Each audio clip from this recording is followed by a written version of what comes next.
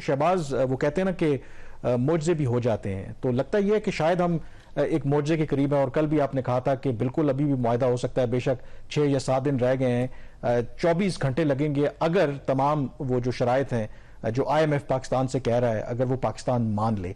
तो आज की जो बजट की जो वाइंड अप स्पीच है फाइनेंस मिनिस्टर की और जो एडजस्टमेंट्स हमने की हैं, तो कैन वी सेफली से कि 30 जून से पहले पहले हमें 1.2 अरब डॉलर की जो किस्त है वो IMF अप्रूव कर देगा, और अगर ऐसा होता है तो हाउ सिग्निफिकेंट दैट इज?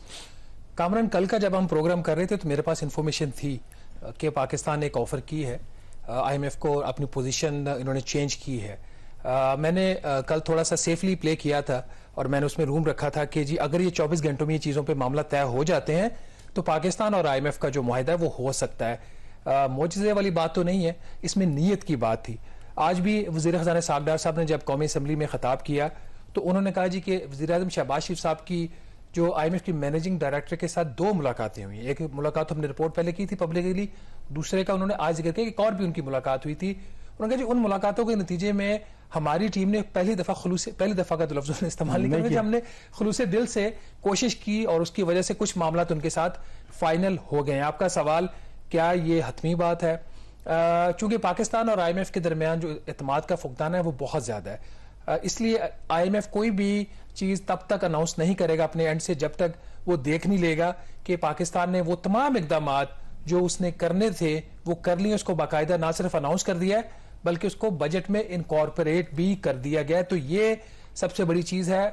हतमी अभी भी कुछ नहीं है।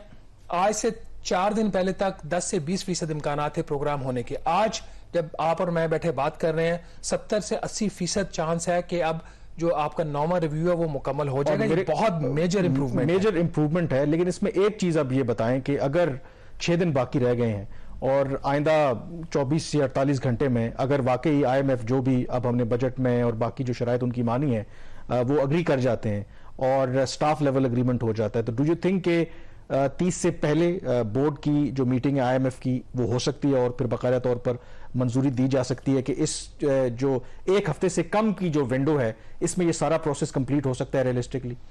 देखिए, यही सवाल आज मैंने इसहाक डार साहब की काबीना के उनकी जो टीम है इकोनॉमी की उनके सीनियर रुकन से पूछा कि ये स्टाफ लेवल एग्रीमेंट कब होगा और इसके बाद जो बोर्ड की मीटिंग है वो कब होगी। तो उनका आगे से जवाब ये था कि ऑफ कोर्स ये 30 जून से पहले ही सारा प्रोसेस मुकम्मल होगा। आज भी रात को पाकिस्तान और IMF के जो मुज़ाकरात है वो एक दफा फिर होने हैं। उनका जो IMF का इंसिस्टेंस इस पॉइंट के ऊपर था कि आप जाइए, जाके ये सारी चीजें अनाउंस कीजिए। इसहाक डार साहब ने थ्रू आउट हिज स्पीच आज इस चीज की उन्होंने ऐसा इंप्रेशन देने की कोशिश नहीं की कि जी ये हम IMF के तहत कर रहे हैं। हालांकि उन्होंने उसको मुख्तलिफ जो डार साहब का एक अंदाज अपना है बात करने का, उन्होंने रंग देने की कोशिश की। जैसे एक मौके पे उन्होंने कुछ चेंजेस उन्होंने कहा नहीं ये यहाँ से रिकमेंडेशन, जैसे वो पेट्रोलियम लेवी वाली चेंज है, उन्होंने कहा जी ये हाउस की दोनों कमेटीज हैं उनकी तरफ से भी भरपूर सिफारिश आई थी कि इसको वफाकी काबीना के ऊपर ना छोड़े। तो कलर एक था, बट आई थिंक इतना बेनिफिट ऑफ डाउट देना चाहिए क्योंकि आफ्टर ऑल फाइनेंस मिनिस्टर भी हैं, एक सियासी जमात को रिप्रेजेंट करते हैं। तो आप डोमेस्टिक ऑडियंस के पूरी दुनिया में ये होता है कि थोड़ा सा आप वो कहते हैं ना कि स्पिन करते हैं चीजों को। अब ये हम किस लिए बैठे हुए हैं, हमारा काम है स्पिन को वही ना कि चेक करना। लेकिन अब इसमें जो सबसे अगली जो मैं बात करने लगा हूं कि इतने अरसे से ये नहीं हो रहा था, अब वो क्या बुनियादी जो स्टिकिंग पॉइंट्स थे या कौन सी ऐसी शराइत हैं जो हुकूमत पाकिस्तान ने मान ली हैं जिसकी वजह से आपने कहा कि 20% से इम्कानात बढ़कर अब 70-80% हो गए? वो कौन से बड़े बड़े devil lies in the details, और जो चीजें अभी हम नाज़रीन को बताने जा रहे हैं वो काफी उनके लिए परेशान कुन भी हैं। लेकिन हमें यह कहा जा रहा है कि आप देखिए मुल्क के मफाद में ये मुआहिदा है, इसको सपोर्ट कीजिए। तो मेरा आगे से जवाब ये था कि बिल्कुल हम तो बहुत अरसे से कह रहे हैं कि मुल्क के मफाद में आप नामा रिव्यू कर ले। आप लोग हमें आगे से कहते थे कि जियो पॉलिटिक्स के तहत पाकिस्तान को निशाना बनाया जा रहा है। तो फिर अब दोनों में से एक बात ठीक है, या जो उनकी जो जियो पोलिटिकल बात थी वो गलत थी या आज का मुआहिदा गलत। लेकिन बिफोर मूविंग ऑन, नाज़रीन जरा सुनिएगा डार साहब ने जब ये चीजें खुद अनाउंस की नेशनल असेंबली के फ्लोर पे तो उन्होंने क्या कहा। ना तो तरक्याती बजट पे कोई कट आएगा इस नतीजे में, ना ही सरकारी मुलाजमीन की सैलरीज में कोई एडजस्टमेंट होगी, जो उनको अनाउंस हुआ है वही मिलेगा, और ना ही पेंशन में वो कटौती होगी। ये चीजें आउट ऑफ क्वेश्चन हैं और उन्होंने हमारी बात मान ली है। इसलिए ये पार्ले जो थे वो काफी लंबे चले हैं, तीन रातें चली हैं और पूरी रात हमारा इस में गुजरा है। जनाब स्पीकर, इसके नतीजे में ये जो मैंने अर्ज किया कि जो हमारा जो टैक्सेस का हदफ है 9,200 अरब है, आपको भी पता है, और उसके नतीजे तो बहुत स्मॉल एक लेस देन कह लें कि अमाउंट है, 2.5%, 3% से भी कम है। तो ये इसके नतीजे में जाहिर है कि नंबर चेंज होंगे। अब हमारा जो बजट 9 जून को हमने पेश किया था, तो इसके नतीजे में माली साल 23-24 के annual budget statement, finance bill 20-23 और दीगर ऑडिट बुक्स जो बजट बुक्स हैं उसके अदाद शुमार में मंदरजा झैल तब्दीलियां आएंगी और आई हैं। जी ब्रीफली उन्होंने बता दिया। इसमें जो मेजर चीजें हैं वो सबसे पहली बात तो ये दूसरी दफा हुआ है कि पाकिस्तान का जो बजट पेश हुआ था पार्लियामेंट में पिछले 2 सालों में, गुज़श्ता साल भी और इस साल भी, वो नहीं है जो पास होगा। उसमें जो पेश हुआ और उसके जो पास होने में काफी ड्रास्टिक चेंजेस की गई हैं। लास्ट ईयर भी ऐसा ही हुआ था, मिफ्ता इस्माइल वजीर खजाना थे और उनको मजबूरन बजट चेंज करना पड़ा जब वो बजट पहला जो उन्होंने पेश किया था अनरियलिस्टिक था। अभी भी इस साल भी नाज़रीन जब बजट पेश हुआ तो हमने अपने प्रोग्राम में आपको बताया था कि अनरियलिस्टिक बजट है, इसकी मौजूदगी में IMF का प्रोग्राम नहीं हो सकता। उसके बाद गवर्नमेंट का एक बड़ा स्ट्रांग रिएक्शन आया इसके ऊपर कि जी वो IMF से डिक्टेशन नहीं लेंगे, पाकिस्तान को जियो पॉलिटिक्स का निशाना बनाया जा रहा है, पाकिस्तान को कुछ फोर्सेस उस तरफ धकेल रही हैं जहां पे उसको श्रीलंका बनाने की कोशिश हो रही है। हमें पता था कि ये सारी बातें ठीक नहीं है, हमें अंदाजा था कि जहां पे हुकूमत ने बजट में कुछ ऐसी चीजें की हैं जो कि अनरियलिस्टिक है, उनको तब्दील करना पड़ेगा। 2 मुलाकातें हुई वज़ीर आज़म की मैनेजिंग डायरेक्टर IMF के साथ, उसके बाद चंद बड़ी तब्दीलियां आई हैं बजट के अंदर। नंबर्स की बात बाद में करते हैं, लेकिन वो चीजें जिसका डायरेक्टली आप लोगों का जिसमें इंटरेस्ट है उसमें अगर देखा जाए तो जो सबसे बड़ा चेंज आ गया है, हुकूमत ने अपनी जो टैक्स एमनेस्टी स्कीम है जो $1 लाख तक थी वो वापस ले ली है। इसके साथ ही कुछ नए टैक्सेस भी लगाए गए हैं तनख्वाहदार तबके के ऊपर और कारोबारी अफराद के ऊपर टैक्सेस में मजीद इजाफा कर दिया गया है। जी नाज़रीन, आज जो बजट की स्पीच थी डार साहब उसमें उन्होंने फरमाया था कि IMF का जो मुतालबा था कि दुगना किया जाए टैक्स रेट चूंकि उनकी तनख्वाह में इजाफा हो, तो उन्होंने कहा जी मैंने ये मुतालबा नहीं माना। जो बात उन्होंने वहां पे नहीं बताई वो ये थी कि जो टैक्स रेट्स हैं उसमें जो है हुकूमत ने इजाफा कर दिया गया।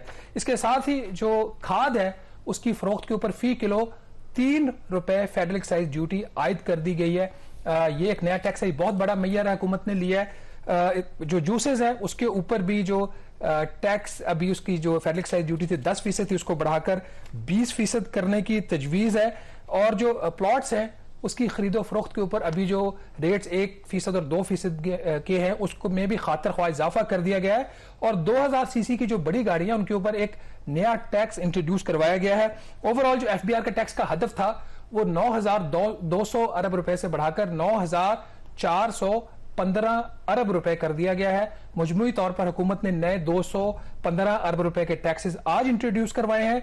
और जब ये बजट पेश हुआ था इससे तकरीबन 3 हफ्ते पहले तो उसमें भी 223 अरब रुपए के नए बजट के मैयर्स लिए गए थे। तो हुकूमत ने कुछ 438 अरब रुपए के नए टैक्सेस जो हैं वो इकॉनमी में उन्होंने वो लोगों के ऊपर वो आयद किए हैं। कामरान, ये मेजर चीजें हैं जो लोगों के इंटरेस्ट की हैं जो बजट के आपकी टैक्सेशन वाली साइड की ऊपर है। बजट का जो हुजम है उसमें भी इजाफा कर दिया गया। पहले अब 14,460 अरब रुपए से बढ़ाकर ये 14,480 रुपए बजट का जो अरब रुपए का जो साइज हो गया। अच्छा, इसमें एक जो चीज है, अब ये तो जाहिर है कि इस बजट के हवाले से कंसर्न्स थे जो IMF के जो इसाक डार साहब ने कहा कि हमने बाकी अगेन उन्होंने रिपीट किया कि तमाम प्रायर एक्शंस जो हैं वो कर लिए थे सिवाय जो एक्सटर्नल फाइनेंसिंग के। अब जब हम मुआहदे के जो कहा जा रहा है कि करीब हैं, तो क्या वो एक्सटर्नल फाइनेंसिंग वाला मामला वो हल हुआ है? जो हमारे दोस्त ममालिक हैं, हमारे दोस्त हैं, उन्होंने क्या वो कमिटमेंट्स दे दी हैं IMF को या वो देने के करीब हैं जो $6 बिलियन की बात हो रही है? देखिए, उसमें जो तो सऊदी अरेबिया, मुत्तहिदा अरब अमारात,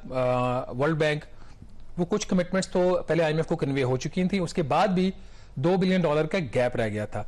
मेरी इस हवाले से कुछ जराए से जब बात हुई, नॉन फाइनेंस मिनिस्ट्री जो कुछ मेरे सोर्सेज थे उनसे मैंने पूछा तो उन्होंने कहा जी कि IMF इस चीज को देख रहा है कि हुकूमत डायरेक्शन क्या लेती है। बजट अगर आप इस किस्म का देंगे जिस किस्म का पेश किया गया तो इसका मतलब है कि हुकूमत जो है वो संजीदा नहीं है। तो उन्होंने कहा जी अगर IMF इस चीज पे कन्विंस हो जाए कि हुकूमत ने अपनी बजट की डायरेक्शन ठीक कर ली है तो फिर उसका जो है वो कहीं पे कोई रिलैक्सेशन दे सकता है। ये एक इंपॉर्टेंट चीज है। लेकिन कामरान, इसमें आ जाके जब बात होती है अब तनख्वाहदार जो तबका है उसके ऊपर कितना बोझ हुकूमत डालेगी, पहले भी टैक्स रेट्स में इजाफा किया गया, अब फिर उसमें इजाफा कर दिया गया है। तो ये तो कोई इतनी मेरा ख्याल है कोई अच्छी बात नहीं है। ये इसका ज्यादातर बकौल डार साहब के इसका जो दबाव था वो IMF की तरफ से था। उनका जी मैंने पूरा उनका जो उन्होंने वहां पे असेंबली में तो डिस्क्लोज नहीं किया, बट ये जो फाइनेंस बिल है उसमें ये चीजें आ जाती हैं। तो ये इस तरह की जो चीजें करने से आपके जो चीजें हैं वो ठीक नहीं होंगी। बजाय ये इनके टैक्स रेट्स बढ़ाते, ये जो इन्होंने टैक्स एग्जाम्पशंस दी हुई हैं, जो टैक्सों की छूट दी हुई है, वहां पे ये कर दे। और इनके लिए मेरे ख्याल में जो इजीएस्ट इनके लिए टारगेट है नंबर्स के बाद एक में चीज जरूर लोग भी जानना चाहेंगे कि ज़ाहिर है हम इतनी तगोदो कर रहे हैं, इतनी कोशिश कर रहे हैं कि IMF के साथ हमारी डील हो जाए, 9th रिव्यू कंप्लीट हो जाए। अगर ये वाकई डील थ्रू हो जाती है, $1.2 अरब के जो नई किस्त हमें मिल जाती है, क्या इम्पैक्ट पड़ेगा पाकिस्तान की इकोनॉमी पे? देखिए, इसमें पैसे से ज्यादा इस वक्त जो इत्मीनान का फुकदान है वो सबसे बड़ा इशू है। पैसा तो पाकिस्तान को मिलेगा, रिजर्व्स हमारे इंतहाई कम सतह के ऊपर $3.5 अरब के, तो उसमें तो डेफिनेटली वो कोई अगर $1.2 अरब की ट्रांच आती है, अगर IMF इससे ज्यादा पैसा नहीं देता, क्योंकि अभी $2.6 अरब बाकी रहता है, तो हम तो कोशिश $1.2 अरब की ट्रांच की कर रहे हैं ना। तो अभी हतमी तौर पर इनका क्या चीजें तय होती है हम नहीं कह सकते, 1-2 दिन में चीजें वाजे हो जाएंगी। लेकिन मेरे लिए जो इंपॉर्टेंट चीज है और दुनिया के लिए भी, कि जो इत्मीनान का फुकदान था बिटवीन IMF एंड पाकिस्तान, वो काफी हद तक एड्रेस वो मसला हो जाएगा। अगला जब प्रोग्राम पाकिस्तान को करना पड़ेगा तो वो बेहतर तरीके से बैठकर बात कर सकेंगे। ये इसके अंदर जो है वो बॉटम लाइन है, जो सबसे इंपॉर्टेंट चीज है। बाकी किस हद तक हो सकता है, किस हद तक नहीं हो सकता, किसकी जीत हुई है, किसकी ये हार हुई है, उस बात पे हम नहीं जाते। At the end of the day Pakistan के लिए ये प्रोग्राम बहुत जरूरी था। और जो वहां पे बात भी की प्राइम मिनिस्टर ने पेरिस में, जब 2 मुलाकातें हुई, उन्होंने कहा जी कि उन्होंने उम्मीद का इजहार किया कि हमें ये पैसे मिलेंगे, हमारी इकोनॉमिक स्टेबलाइजेशन के लिए इन पैसों की सख्त जरूरत है। अगर ये प्रोग्राम हो जाता है, $1.2 बिलियन ये हो जाता है, इससे दूसरा फायदा आपको ये होगा कि जब तक अगला प्रोग्राम IMF के साथ पाकिस्तान का होता है, तो तब तक जो बजट सपोर्ट लोन्स हैं आपको वर्ल्ड बैंक से, एशियाई तरक्याती बैंक से, वो भी पाकिस्तान को मिल जाएंगे। तो overall it's a positive development.